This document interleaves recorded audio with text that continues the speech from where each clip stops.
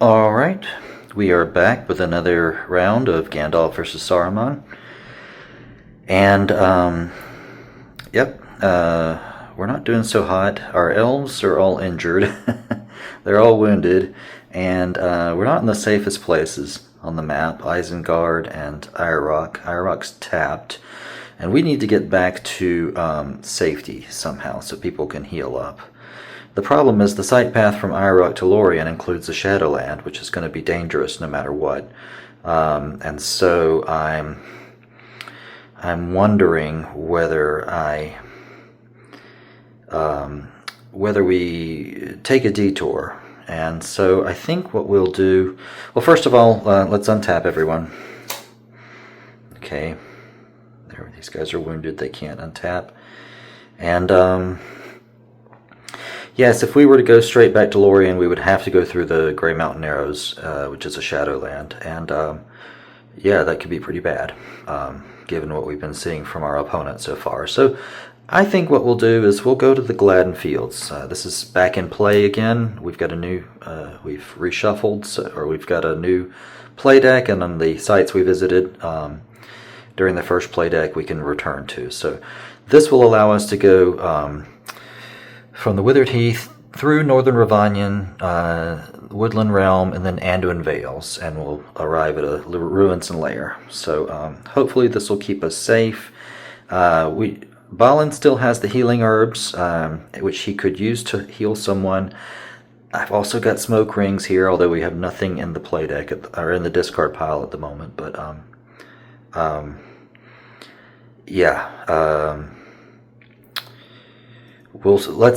let's just see. Let's see what happens. We can draw one, and our opponent can draw one. So let's draw. All right, Marvel's Told. We could use that. We could get rid of that Shadow of Mordor. That's really been the source of a lot of our problems recently. But we're not drawing more than one this time, so let's focus on. Let's see what our opponent has up their sleeve. Okay. We can draw one. Minion Stir. Oh boy. Uh-oh. That spells trouble for our opponent. So Minion, just to remind us, Minion Stir is a long event that ups the number of strikes and prowess of orcs and troll attacks by 1, 2 if Doors of Night is in play, which has pretty much been in play the entire game. So, I'm just like immediately playing that. Yeah, I don't, let me see. Yeah, we need to hurt these guys, make them pay for going so far afield. So, and we've got some good orcs in our hand already. So, there's no reason not to play Minion Stir. And then the next question is, let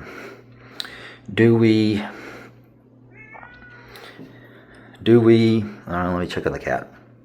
Okay, so we just played Minion Stir, and now, let's see, we can play, they have how many?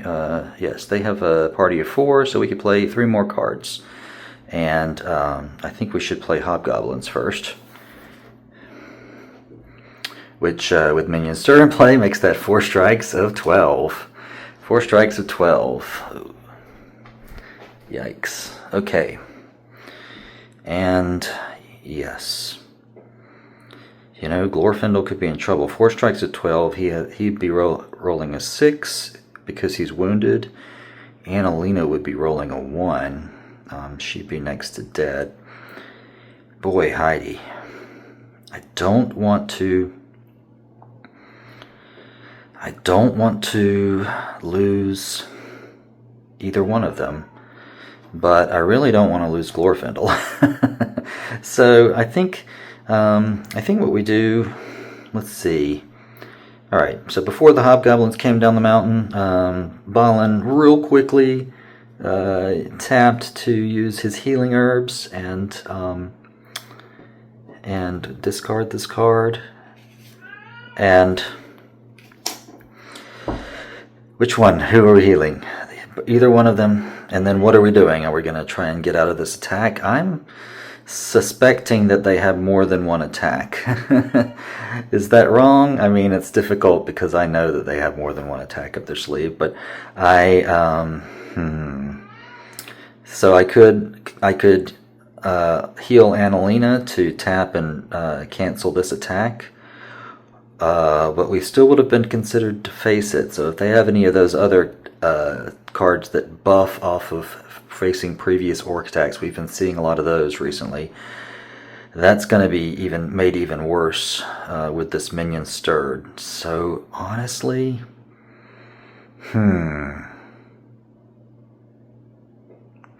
may come to regret this, but I'm going to heal Annalena and immediately tap her and play Marvel's Told to get rid of minion stir. She makes a corruption check modified by -2. She rolls a 9, so that's fine. Alright, I'm using Marvel's Told to get rid of minion stir immediately. And then we'll face this attack to the best of our abilities. But yeah, somehow I think, as great as concealment is, I feel like Marvel's Told is even more useful right now to get rid of those minions, because I don't think this is the only card my opponent's going to play on us. Alright, so we still have to face a 2 strikes at 10. And I've only got one person who's untapped at the moment. And yeah.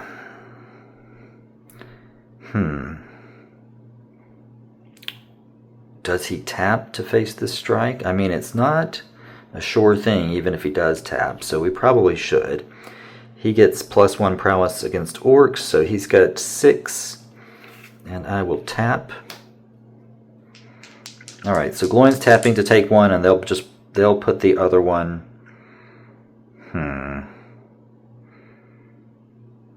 I think they'll put the other one on Annalena. They don't want to lose. They don't want to give me a point. So Annalena has a prowess of 3. She was already tapped, so that takes her down to 2. Let's do her first. 2 to beat a 10. Oh, she rolls a 7. As quickly as she was healed, she's wounded again. Oh boy. So, right, yep, 2 plus 7 is 9. Doesn't beat a 10. Alright, and then Gloin has a 6 to beat a 10. And he rolls a 6. So, alright, so that's Hobgoblins faced, except now we have to do a body check for Annalena. Rolled a 4. Alright, so she passed her body check. Okay. Now, back to the other side. So now they've faced the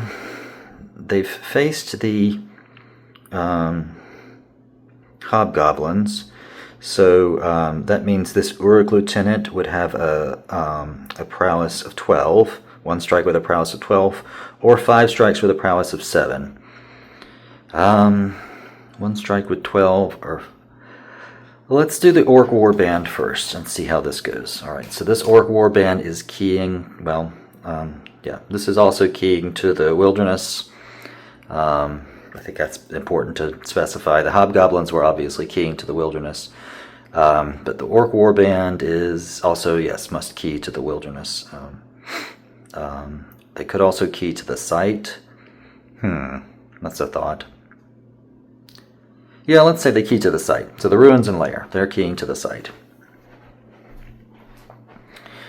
And that's 5 strikes of 7. All right. So how do we delegate this one?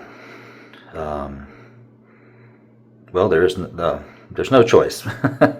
So how do they delegate this one? I think they're gonna. They also don't want to lose this one and give us a point. So they're gonna put the extra strike on Annalena, taking her down to 1. So she has 1 to beat a 7, and she rolls a 6. So yeah, so that's equal. So it's ineffective, but she doesn't defeat it. So we can't get the point for this card no matter what happens next. Glorfindel has 6 to beat a 7. Yeah, he's at 6 to beat a 7. Gloin is at Gloin is at 6-5 to beat a 7. So even if you rolled two Snake Eyes, it would be ineffective, which it already is. And then Balin is the same, right? Yeah. Okay, so they didn't. No harm, no foul. And then now if I play this Uruk Lieutenant, that's 1 strike with a prowess of 12. What's gonna happen there is who's likely to face that? I mean, Glorfindel's got 6. Well, I guess I could choose who faces it. So we'll 1 strike with a prowess of 12, and we're gonna attack Annalena. Poor girl. So she's got 1, trying to beat a 12. Oh, she does not. And so she's wounded already, so she makes a body check, modified by +1. It's got 6, that would be a 7, so she barely makes it, but she does survive. Alright, well, all things considered, I think that was well played. I think that as tempting as it was to use concealment to avoid that first attack, I think we made the right move there. Alright, so let's see.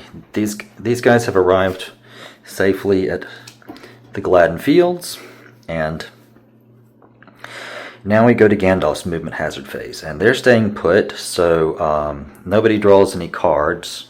But our opponent does get to return their hand back to 8. So, okay, Orc Guard is the only thing that we could possibly play, and that's not able to be keyed to the ruins and layers of Isengard, so there's nothing we can do. Alright, so Gandalf and Gildor have completed their movement hazard phase, and now we move on to the sight phase. So if they want to do anything at Isengard, they're going to have to face this automatic attack, 3 strikes with a prowess of 7. So our opponent would obviously want to put the extra strike as a penalty to Gandalf. So he goes from prowess 6 to prowess 3 to prowess 2, 2 to beat a 7, and then Gildor is at 3 to beat a 7. So Gandalf, 2 to beat a 7. This might be a mistake. Oh, he got a 9. Alright. Try and roll on the table. And then Gildor, 3 to beat a 7. Alright. He just got a 7, but that's alright. We don't get any points for beating it. So we did what we needed to do. And Gandalf will tap Isengard to play.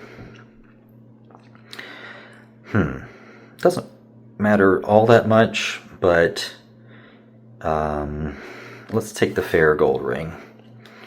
And now Gandalf has 3 corruption points, so that's something to keep in mind. Meanwhile, at the Gladden Fields, none of our friends are untapped here, so they can't do much of anything, so that they just stay put. And then it's our end of turn phase, and we can discard 1 card. Oh well, during Gandalf's turn, I guess I could use smoke rings to bring back what though? We have lots of things to do. I'm just going to bring the hand back up to 8. Bilbo! Hey, there's Bilbo. Okay. Alright, and then on this side, I'm getting the message. I'm getting the feeling that they're, well, I don't imagine that I'm going to be bringing Boromir in, so I could keep the Orc Guard in hand just in case. I don't think they're going to be going to any shadow holds but you never know. I really don't. Boromir is not really someone I need to pick up at the moment, so I'm going to discard 1 and bring in my hand Houses of Healing. All right. Playable on a freehold. Okay. All right. So now we're on this. Now we're on Saruman's team's turn, and everyone untaps. Okay. We have these Riders of Rohan in hand, and so obviously Aragorn and company are going to stay in at the stone, so they're going to attempt to bring in Narsil, but we could do a number of things with these guys, but one of them is obviously go get the Riders of Rohan. They're a sure thing with Erkenbrand and his red arrows, so I think that's the play. Do we want to move anybody around? Let's take a look. At the moment, we've got 7 free general influence. We really want to keep that at 7 if we can, because so much of our marshalling points are wrapped up in factions. So yeah, all right. Let's keep everything the way it is, and we're going to. They'll stay there, and we're going to go to Edoras. And who wants to go first? I guess we will. Let's do Aragorn's sight phase first. So we're staying put, so nobody draws. If our opponent doesn't have anything that they can play on us, so we made it. And now let's look at Saruman's sight path. They're in. Amonhen and Edoras are both in Rohan, so we are just traveling through borderlands, and we're going to a freehold. So that's about as safe as it gets. We could draw one. I think we may as well draw one. Right, choking shadows. Okay, and our opponent can draw one.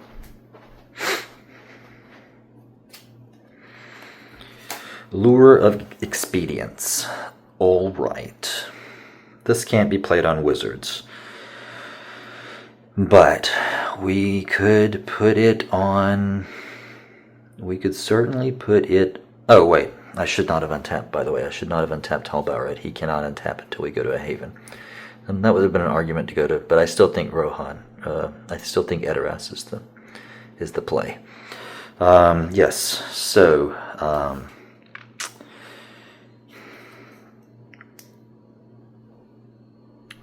When they gain an item, they are forced to make a corruption check.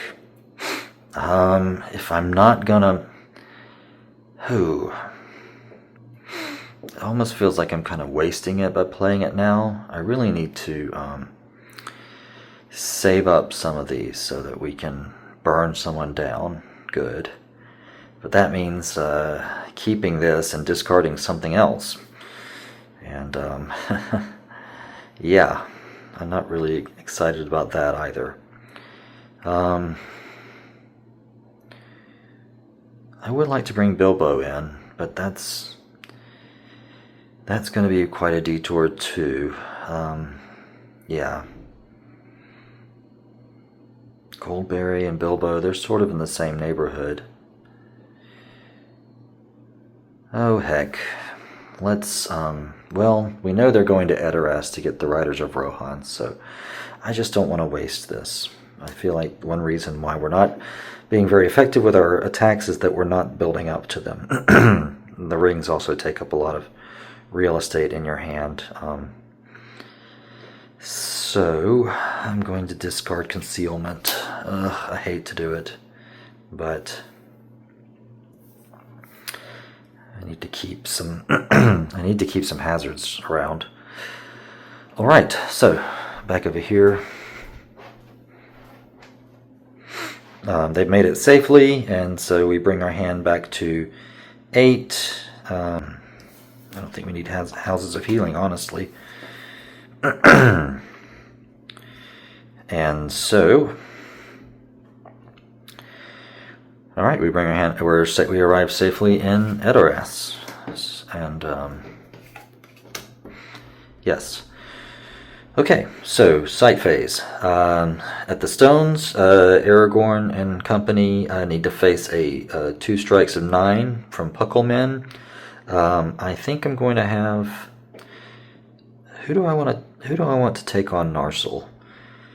If it's Aragorn, he'll have 3 corruption points. If it's Baragon, he'll have 3 corruption points. If it's if it's Forlong, he'll have 3 corruption points. Essentially.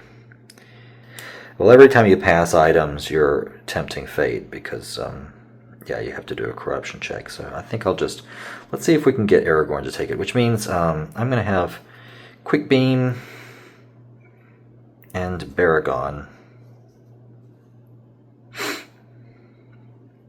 Tap to face these strikes. Baragon has 4 to beat 9. He does it with a 7. Quick Beam has 6 to beat 9. Oh, he just did it. He just did it with a 3. Alright. But he did it. That's all that needed to be done. So Aragorn will tap to bring in Narsil. Very thematic. That brings his prowess up to 7. His direct influence up to 7. So, looking good. And we tap the stones. And then over in Edoras, we're at our sight phase here. We could do a number of things. I could tap Saruman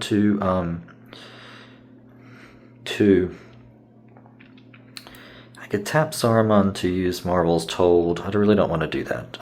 We're going to keep Marvel's Told around. I mean, if something bad comes up, I'll do it, but I don't really want to do that at the moment. So Erkenbrand, it's the red arrow says that the bearer automatically influences the Riders of Rohan. So we're going to tap the sight to bring them in. They are not buffed by the Sentinels of Numenor, but they're still worth a lovely 3 marshalling points. And then, yeah, we might, instead of we might all meet back up at Edelond, honestly. Yes, so Saruman. He may tap